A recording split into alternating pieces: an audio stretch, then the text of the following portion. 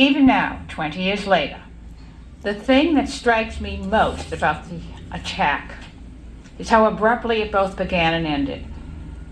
I was leaning on a barricade watching for a friend to come up the escalator at the Brixton Underground in London's East End, when a punch from behind sent my glasses flying. The blow spun me around, and within seconds the assailant landed several more, bloodying my nose and breaking bones in my left hand. "What did I do?" I yelled, stupidly assuming that senseless violence needed a reason. There was none. Apparently this is why it's called senseless violence. But I must have said the right thing. Within seconds he was gone.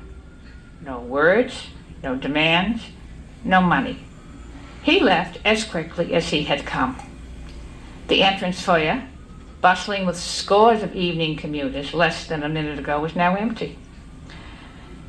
The newspaper and flower vendors instinctively lowered the metal grates protecting their stalls, and I was left alone, shaking uncontrollably and wondering what had just happened.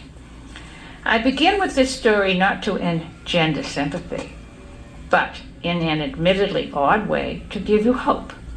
I recently moved from North Dakota to Washington, D.C., and memories of that day follow me every time I board the subway. But as I nervously scan the faces of my fellow commuters, I realize that fear of attack is worse than the thing itself.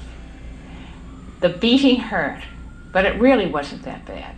It lasted only 30 seconds. Fear, on the other hand, has proven more detrimental because it's a daily companion. To live on the defense is no way to live. In like fashion, many of us spend our entire lives worrying about money, about what would happen if we lost our job or our home, or wondering if we'll be able to retire with any degree of comfort. Financially, we live life on the defense. Moral of the story: I believe worries about personal financial collapse are more crippling than the actual event, if indeed adversity ever strikes. And knowing this should, in a roundabout way, give us hope. As my father used to say, worrying is just something to do until the real thing happens. There is an unstated assumption that money brings freedom and a sense of liberty. To some extent, that's true. People are correct when they speak of the chains of poverty. To be hungry and homeless leaves room for little else in the day other than thoughts of food and shelter. Even in less extreme cases, the hardship caused by temporary unemployment is equally real. I recall economics classes in business school that outlined the social and interpersonal damage of recession.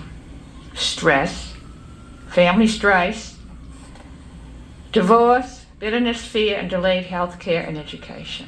It is particularly hard in marriage, and since the future of society is built on today's family, poverty and unemployment have extensive consequences, especially when it affects parents' relationship with each other.